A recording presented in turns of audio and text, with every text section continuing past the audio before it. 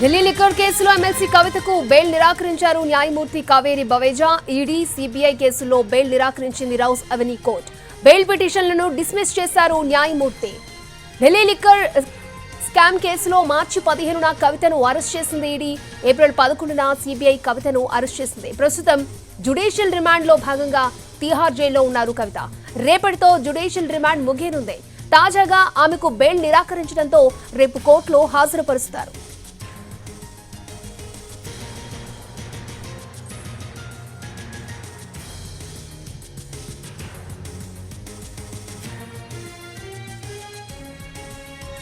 CBI, ED తనను అక్రమంగా arrest చేశాయని రెగ్యులర్ బెయిల్ ఇవ్వాలంటూ కవిత వేర్వేరుగా పిటిషన్లు దాఖలు చేశారు. ఈడీ అరెస్టు అక్రమమంటూ కవిత దాఖలు చేసిన తొలి బెయిల్ పిటిషన్ ని కోర్టు కొట్టేసింది. ఆ తర్వాత తన కొడుకుకు ఎగ్జామ్స్ ఉన్నాయని చెప్తూ కోర్టులో కవిత బెయిల్ పిటిషన్ దాఖలు చేశారు.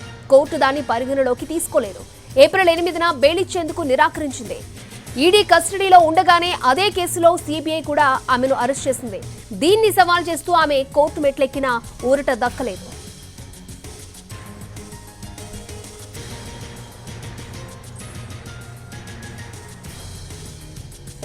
ఢిల్లీ లిక్కర్ కేసులో ఎమ్మెల్సీ కవితకు బెయిల్ నిరాకరించింది న్యాయమూర్తి కావేరి బవేజా. ఇక ఈడీ, సిబిఐ కేసుల్లో బెయిల్ ని నిరాకరించింది రౌస్ అవెన్యూ కోర్టు. తాజా అప్డేట్స్ మా ప్రతినిధి ప్రసాద్ ఢిల్లీ నుంచి మనకి అందించడానికి సిద్ధంగా ఉన్నారు. ప్రసాద్, బెయిల్ నిరాకరించడానికి కారణాలు ఏంటి?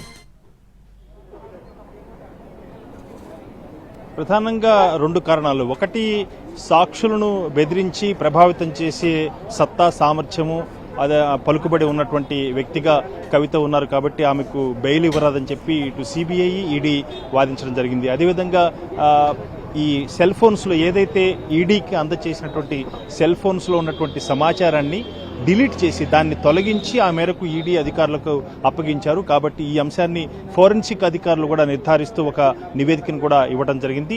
ఈ నివేదికను ఆధారం చేసుకుని ఆమె సాక్షులను తారుమారు చేసే శక్తి సామర్థ్యాలు ఉన్నటువంటి నాయకురాలు కాబట్టి, ఒక రాజకీయ నాయకురాలు కాబట్టి, ఆమెకు పలుకుబడి ఉంది కాబట్టి ఆమెకు ఎట్టి పరిస్థితులను బెయిల్ను ఇవ్వరాదని చెప్పి కూడా ఈ తన వాదనలో భాగంగా ఈడీ, సిబిఐలు కోర్టు ముందుకు చెప్పడం జరిగింది. అదేవిధంగా దీనికి సంబంధించి గతంలో అరుణ్ పిల్లై కవితకు బినామీగా ఉన్నానన్న అంశాన్ని నిర్ధారిస్తూ ఒక వాంగ్మూలాన్ని ఇచ్చారు. అయితే ఆ తర్వాత కవితకు విచారణకు నోటీసులు ఇచ్చిన తర్వాత దానికి సంబంధించి అరుణ్ పిల్లై తన యొక్క ఇచ్చినటువంటి వాంగ్మూలాన్ని ఉపసంహరించుకోవడం జరిగింది. వీటన్నిటినీ కారణాలు చూపి ఖచ్చితంగా కవితకు గనక బెయిల్ ఇచ్చినట్లయితే సాక్షులను ప్రభావితం చేసే అవకాశం ఉంది. ఆమె చాలా ముఖ్యమైనటువంటి ఒక నిందితురాలుగా ఉన్నారు కాబట్టి ఆమె ఇంకా విచారించాల్సి ఉంది. ఆమె బయటకు వెళ్ళినట్టయితే ఇవన్నీ కూడా జరిగే అవకాశం ఉంది కాబట్టి బెయిల్ను ఇవ్వరాదని చెప్పి చాలా గట్టిగా కోరింది. అయితే ఈ వాదనలతో ఏకీభవించినటువంటి కోర్టు ప్రత్యేక న్యాయస్థానం ఈరోజు న్యాయమూర్తి కావేరి బవేజా ఈ నిర్ణయం తీసుకుంది. బెయిల్ నిరాకరించింది. అదేవిధంగా ఆమె రెండు కేసుల్లో పెట్టుకున్నటువంటి పిటిషన్లు కూడా డిస్మిస్ చేయడం జరిగింది. ఇకపోతే ఉన్నటువంటి ఏకైకమైనటువంటి మార్గం ఢిల్లీ హైకోర్టు. ఢిల్లీ హైకోర్టుకు బహుశా ఈ బెయిల్కి సంబంధించి మరలా కవిత దరఖాస్తు చేసుకునేందుకు అవకాశం ఉంది.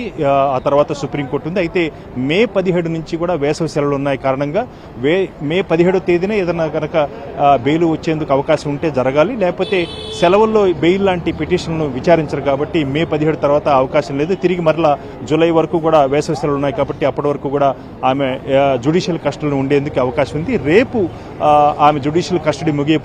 అయితే దీనికి సంబంధించి తాను స్వయంగా వ్యక్తిగతంగా ఈ జ్యుడిషియల్ కస్టడీ పొడిగించేందుకు గాను తాను హాజరవుతా అని చెప్పి ఒక పిటిషన్ కూడా ప్రత్యేక న్యాయస్థానం ముందు దాఖలు చేసుకోవడం జరిగింది. దానికి సంబంధించి మధ్యాహ్నం 2 గంటలకు విచారించే అవకాశం ఉంది. దానిపై స్వయంగా ఆమె రావాలా లేకపోతే వీడియో కాన్ఫరెన్స్ ద్వారా విచారించి జ్యుడిషియల్ కస్టడీ పొడిగించాలా లేదా అన్న అంశంపై నిర్ణయం తీసుకోవాలన్న అంశంపై కూడా కోర్టు ఒక నిర్ణయానికి వస్తుంది. కాబట్టి మధ్యాహ్నం దానిపై నిర్ణయం ఉంటుంది. ఇకపోతే రేపు జ్యుడిషియల్ కస్టడీ పొడిగించే అంశంపై కూడా సిబిఐ, ఈడీలు ఇప్పటికే దాన్ని సిద్ధం చేస్తున్నారు. కాబట్టి ఆమె జ్యుడిషియల్ కస్టడీ పొడిగించేందుకు ఎక్కువగా అవకాశం ఉన్నాయి.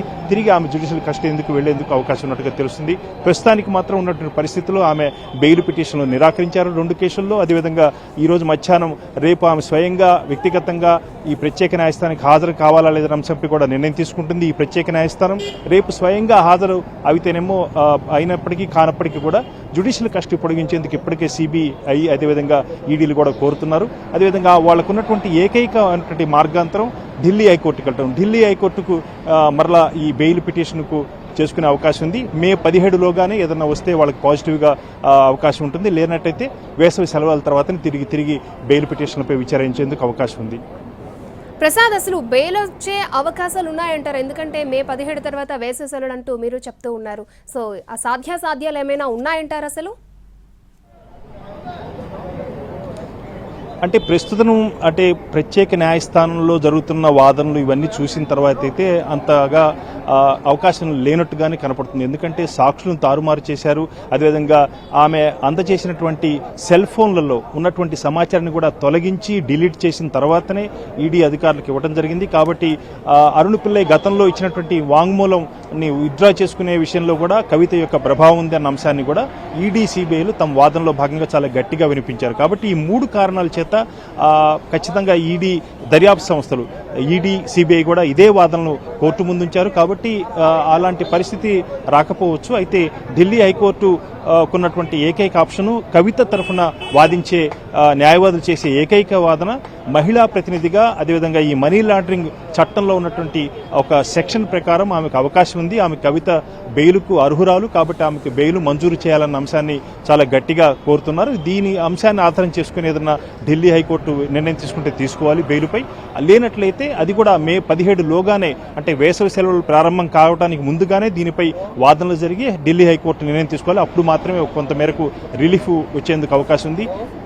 మే 17 దాటిన తర్వాత అయితే మాత్రం వేసవి సెలవులు ఉన్నాయి కాబట్టి జూలై వరకు కూడా వేసవి సెలవులు ఉంటాయి. కాబట్టి అప్పటి వరకు కూడా ఈ సెలవు దినాలలో కోర్టుల్లో ఎక్కడ కూడా ఇలాంటి బెయిల్ పిటిషన్లపై విచారణ జరగదు. కాబట్టి అప్పటి వరకు కూడా వేచి ఉండాల్సి ఉంటుంది. ప్రస్తుతానికి ఉన్నటువంటి పరిస్థితులు చూసినట్టయితే అంతగా పెద్ద అవకాశాలు లేవు. ఓకే ప్రసాద్.